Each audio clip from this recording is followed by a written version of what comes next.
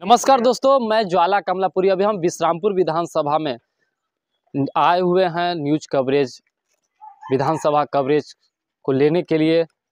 आप एक नाम सुने होंगे किसान का, तो वही किसान मोर्चा के पहले भाजपा में थे। अब भाजपा से इनको टिकट नहीं मिला तो वे अपने दमखम और लोगों के रुझान से विश्रामपुर विधानसभा से विधायक प्रत्याशी के रूप में आए हुए हैं।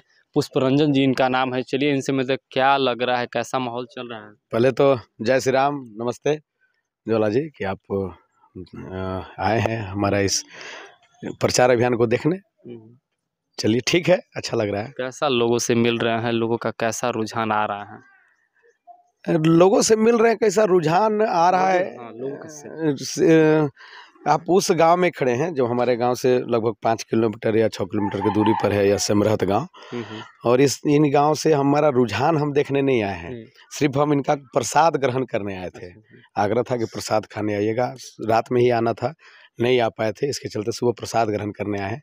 और यह गांव माने हमारा गांव कहिए, चाहिए गांव में कोई अंतर नहीं। हम विश्रामपुर ऑल ओवर विश्रामपुर विधानसभा की बात करें कि आप विधानसभा में घूम रहे हैं, लोगों से मिलजुल रहे हैं, कैसा रुझान लोगों से मिल रहा है। यह तो निश्चित रूप से आप साथ में अगर देख रहे होंगे, सोशल मीडिया पर भी हम हैं लगातार जो देख रहे हैं। इतना प्यार दुलार शायद किसी प्रत्याशी को न मिला हो सकता है समीकरण उनका कुछ अलग हो। हम समीकरण वाला आदमी नहीं है, हम तो सिर्फ काम करना जानते हैं। और जो क्षेत्र में रुझान मिल रहा है और जो लोग उस आशीर्वाद प्यार दे रहे हैं, उससे हम लोग का मन गदगद है कि चलिए कुछ न कुछ तो नया होने वाला है। अभी आप देख रहे हैं विश्रामपुर विधानसभा में बहुत सारे ऐसे एक से एक दिग्गज है।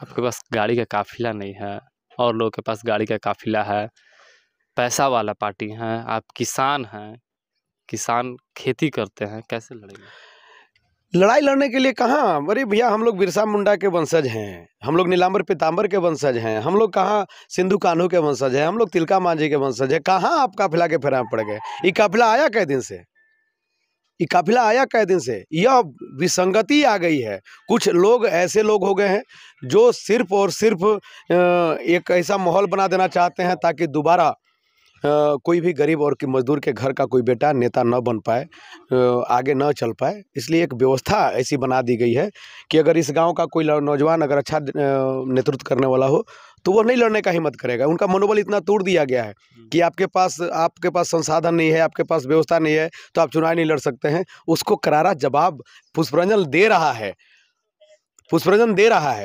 एकदम देखिएगा, ये दे रहा है उसका जवाब। क्या है, आप अगर चुनाव में आए हैं, पहली प्राथमिकता क्या होगी आपकी। हमारी प्राथमिकता एक नहीं है, हमारा प्राथमिकता प्रमुख 3 है।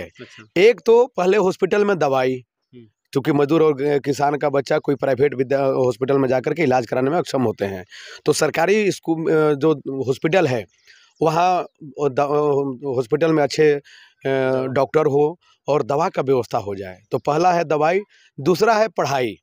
हमारे यहाँ जो नौजवान हैं, जो युवा हैं, बच्चे हैं, स्कूल में सिर्फ खिचड़ी का व्यवस्था बना करके रख दिए हैं। वहाँ पर पढ़ाई कैसे अच्छी हो इसका चिंता करना। तो पहला हो गया दवाई, दूसरा हो गया पढ़ाई। पढ़ाई का बात आप कर रहे हैं तो मंत्री जी जो अभी विधायक हैं रामचंद्र चंद्रवंशी जी, वो तो बोल रहे हैं कि पढ़ाई का हमने हब कर दिया विश्रामपुर विधानसभा।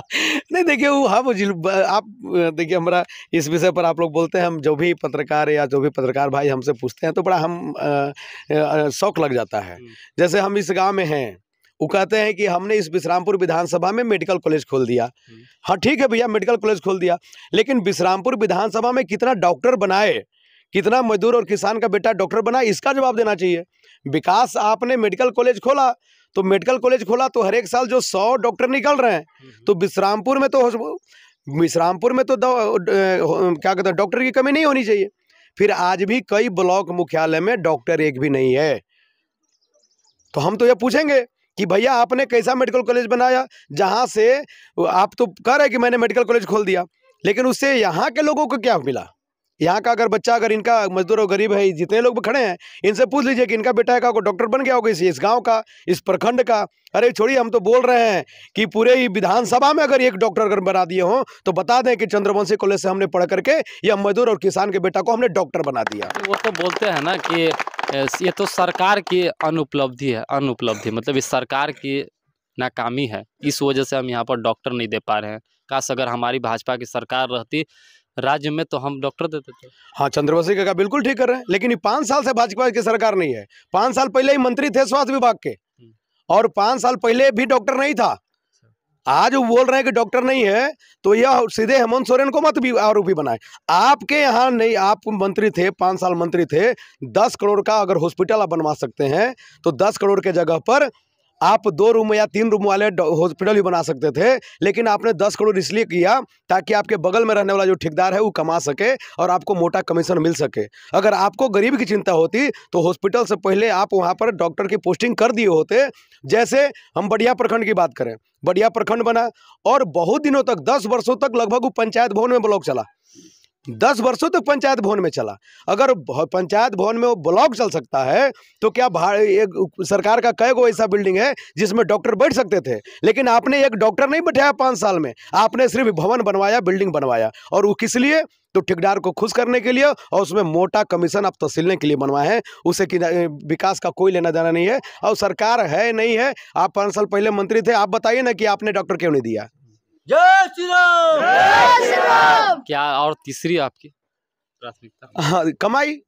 पहला दवाई, दूसरा पढ़ाई और तीसरा कमाई। हमारा जो नौजवान है यहाँ पलायन, यहाँ का नौजवान आप देखिएगा ज्वाला जी कि जैसे ही अभी पर्व छठ खत्म हुआ, समाप्त हुआ, और छठ समाप्त होने के जस्ट बाद, ये तो अभी मतदान है इसके चलते रुक जाएंगे, लेकिन मतदान के बाद इस गांव में आंख तरस जाएगा ज्वाला जी। आपको एक जवान नहीं मिलेंगे, एक जवान आदमी नहीं मिलेगा। हम देखते हैं कि बूढ़ा माँ, पिताजी, उसके बच्चे, उसकी पत्नी, माने कितनी अव्यवस्था में लोग रहते हैं, किस प्रकार की स्थिति में रहते हैं कि अगर उनकी घर में कोई बीमार पड़ जाए और कोई देखने वाला नहीं होता है तो किस स्थिति में घर उनका गुजरता है। इसलिए हमारा तीसरा जो प्राथमिकता रहेगा कि अधिक से अधिक नौजवान जो पलायन जो बाहर करते हैं उनकी कमाई का व्यवस्था यहाँ कैसे हो, इस पर हमारा बल देना, ये हमारा तीसरा। क्या कुछ प्लान किए होंगे ना कि किस तरह का पलायन रोकने का?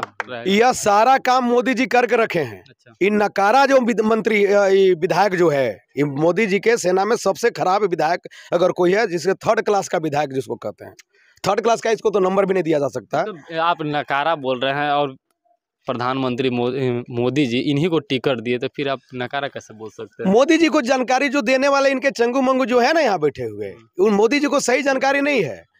मोदी जी को यह जनता बताएगी कि मोदी जी जो आपको पैरवी जो इन्होंने करके आपका टिकट दिवाया और आपकी बदनामी जो लोग करा रहे हैं, वह लोग, मोदी जी को सही जानकारी नहीं है। अगर मोदी जी जिस दिन जान जाएंगे हमारी बात, यहाँ के लोगों की बात, और यह जानकारी तब होगा जब यहाँ के लोग उनका मुंह तोड़ जवाब देंगे, इनका बोरिया बिस्तरा बांध करके भेज देंगे। जैसे पहले ही हम लोगों ने कहा था कि भारतीय जनता पार्टी बाप बेटा में से किसी को टिकट देगा तो हम लोग भगवा झंडा लेकर के खड़ा रहेंगे।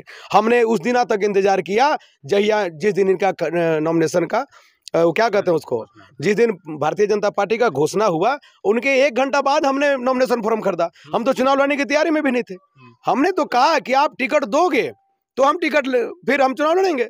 हमारी ये बात यह थी। आपने टिकट नहीं बदला, आपको किसी दूसरे पर भरोसा नहीं हुआ, तो आप जब टिकट ले लाए, अब कैसे लाए वो तो भगवान मालिक या वो तो भारतीय जनता पार्टी के जो वरिष्ठ नेता है वो बताएंगे। लेकिन हम लोगों की जनता के साथ हैं, पब्लिक के साथ हैं, मजदूर और किसान के साथ हैं, और हम लोग इस लड़ाई पर हैं कि यहाँ के लोगों के लिए दवाई, पढ़ाई और कमाई का व्यवस्था कैसे हो सके। यही हमारा 3 प्रमुख मुद्दा है और इसी मुद्दा पर हम लोग आगे चल रहे हैं। अभी पता चला हमको कि आपका चुनाव चिन्ह गन्ना छाप है, आप किसान हैं, गन्ना छाप आपको मिला, क्या लगता है भगवान जी ऊपर से भेजे हुए हैं कि कैसा? देखिए, जो एक बात का है, मोदी जी बड़ा अच्छा कहते हैं, आप अपना कर्म करते जाइए, फल का चिंता मत करिए। और हम मोदी जी का अनुयायी हैं, मोदी जी को हम फॉलो करते हैं। अभी जैसे जरूरत पड़ जाएगा ना कि मोदी जी चुनाव लड़ना है, मोदी जी को प्रधानमंत्री बनाना है, ये हमारा पूरा टीम उनके प्रचार में जुट जाएगा। ठीक है ना, हमारी मोदी जी के साथ अच्छा है, हम उनके साथ हैं, उनके हर एक काम के साथ हैं। लेकिन यह जो जिनको टिकट मिला है भारतीय जनता पार्टी का, इस व्यक्ति का विरोध है हमारा। यह व्यक्ति सिर्फ और सिर्फ अपने परिवार, अपने बाल बच्चा के बारे में चिंता कर रहा है। वो आज भी यही चाह रहा है कि हमको टिकट कटे तो हम बेटा के मिल जाए। यह चिंता नहीं कर रहा है कि क्षेत्र में सबसे अच्छा कौन लीडरशिप है, उसकी चिंता उस व्यक्ति को नहीं है। उस व्यक्ति को चिंता यह है कि अगर एगो पेट्रोल पंप आता तो हम रामजी चौहान को नहीं बनवाए, वो बनवा लेते, हम अपन तनी संजय बेटवा के बनवा देते। अगर इस क्षेत्र में अगर एगो सरकारी कोई हॉस्पिटल आ जाए तो उसको ध्यान में ही है कि सरकारी बन जाएगा तो फिर हमारे कॉलेजों में कौन जाएगा, हमारे हॉस्पिटलों में कौन जाएगा। इस क्षेत्र में आप कल्पना करिए ज्वाला जी कि आज़ादी के 78 साल बाद भी हमारे क्षेत्र में एक भी इंटर कॉलेज नहीं है, एक भी डिग्री कॉलेज नहीं है, एक भी ITI कॉलेज नहीं है, एक भी पॉलिटेक्निक कॉलेज सरकारी नहीं है। सारा कॉलेज और जितना भी कॉलेज है वो प्राइवेट है। गरीब के शरीर में जैसे नस में कोई इंजेक्शन मच्छर बढ़ जाता है ना, तो मच्छर बढ़ के और सोड़ घुसेर के और खून पीसता है, चूसता है, उसी प्रकार से रामचंद्र चंद्रवंशी अपना प्राइवेट कॉलेज बनवा करके यहाँ के गरीब और मजदूरों के नस में अपना मच्छर रूपी सूंड घुसे दिए हैं और आराम से प्रेम मीठा मीठा मीठा मीठा सबका खून पी रहे हैं। और ये खून उनको पीने नहीं देंगे। जितना दिन पीना था पी लिए। 10 साल तक लालू यादव जी के नाम पर ही विधायक बन गए, 10 साल तक नरेंद्र मोदी जी के नाम पर विधायक बन जाए। अब तीसरा बार इनको मोदी जी का नाम लेकर के विधायक नहीं बनने देंगे, हम आपको यह बता देना चाहते हैं। आप देख रहे थे हमारे साथ दृष्टि न्यूज। आप देखें कि इन्होंने बताया कि विश्रामपुर विधानसभा में सिर्फ अपना विकास हुआ है, लोगों का विकास नहीं हुआ है। चलिए, हमारे साथ बनने के लिए आपको बहुत बहुत धन्यवाद। Thank you.